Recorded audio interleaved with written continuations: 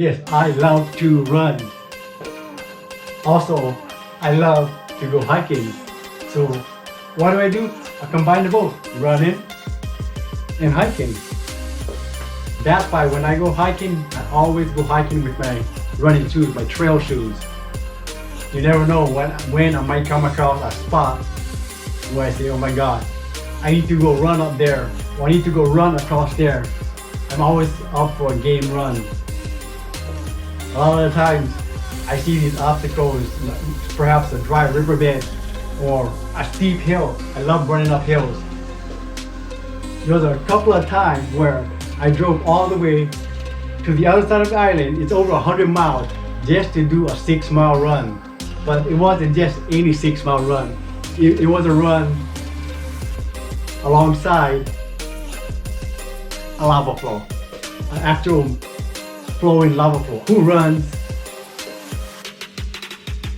alongside a lava flow? I do. I did. Check this out.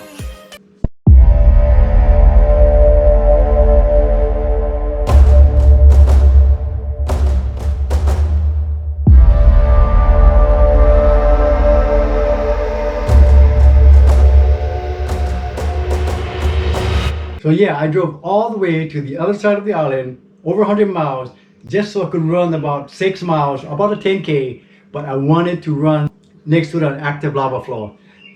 It was awesome. It was a long drive, but it was an awesome day because I ran next to the lava flow. That was awesome. Okay, now running over rocks. Now not just little rocks, boulders, round rocks. I love running over boulders and rocks. Flat surfaces, zero. No flat surfaces. Basically like a dry riverbed with just boulders all over the place, or on the shoreline where all you have is big rocky boulders. And I put myself to task. I wanted to run the shoreline, the boulders. So there I go again. Set up my camera and do my thing. Run across the boulders on a dry riverbed and the shoreline with the big, rocky, unstable boulders. It's all about eye-foot coordination, and I still have it, so I'm going to use it. Check this out.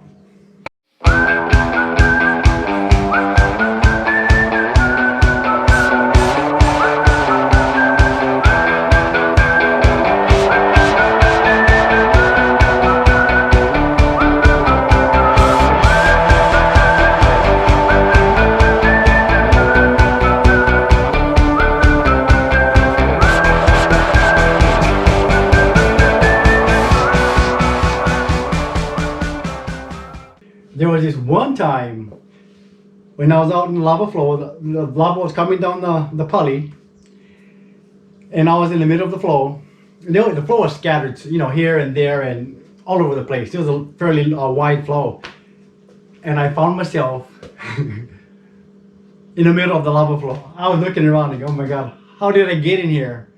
Well, I know how I got there. I hiked in, I walked in, but I was surrounded by lava.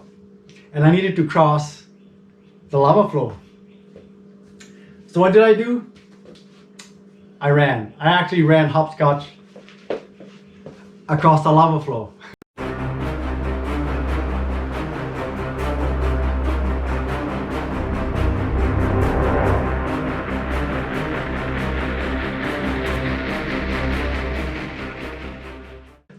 At that point, that was the only way that I knew how to get over and across the flow to the safe zone where there was no actual lava flows flowing, at least on the outside of the flow. I knew I could run over the lava. And it's just a matter of, eye-foot coordination and, of course, not falling down. There was this other time when I was hiking to the summit of Mauna Loa, 13,796 feet. I was at about 13,000 feet. I was in the Moku Aweaweao caldera.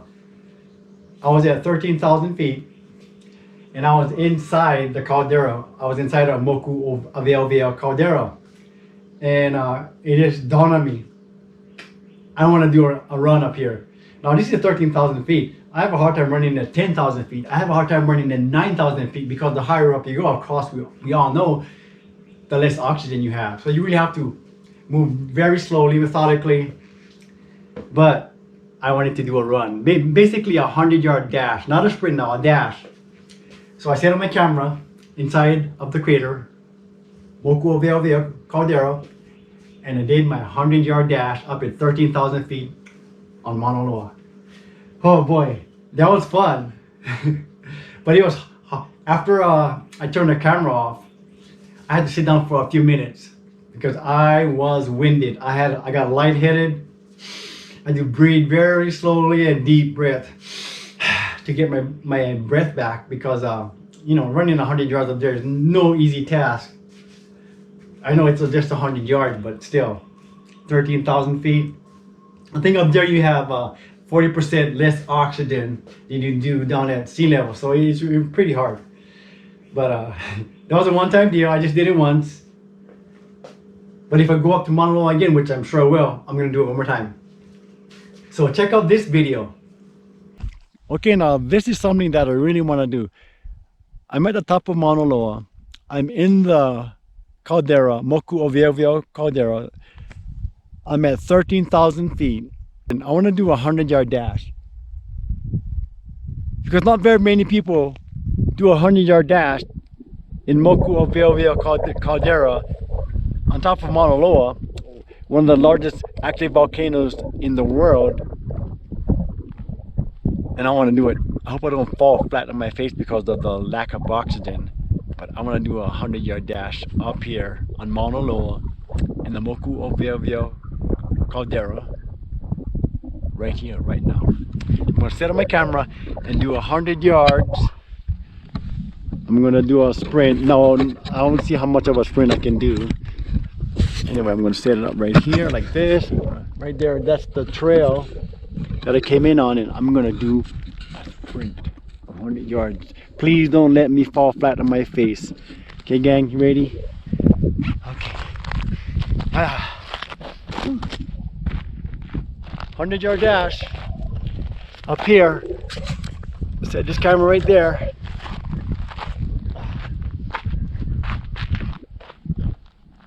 "13,000 feet. One of the largest volcanoes on the planet. Ready, set, go.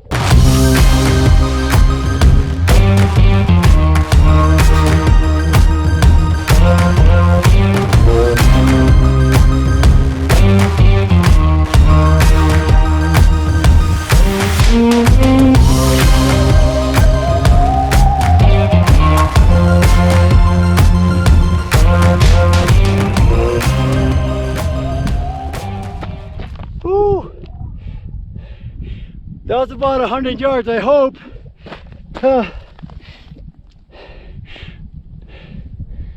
It wasn't easy.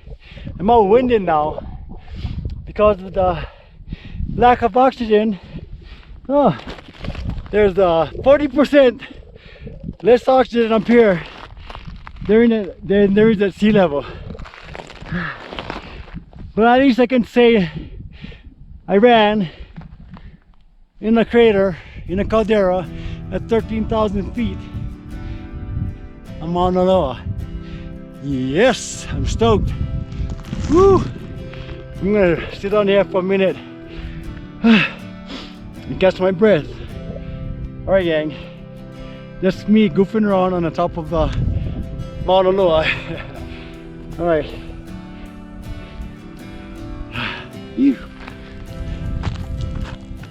Now that was awesome. I had so much fun running those runs, you know.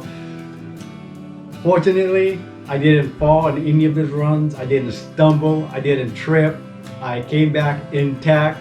I think that's only out of all my runs out on the lava fields, on the rocks, or up on the mountain, wherever I go, there's only one time where I actually fell and got hurt.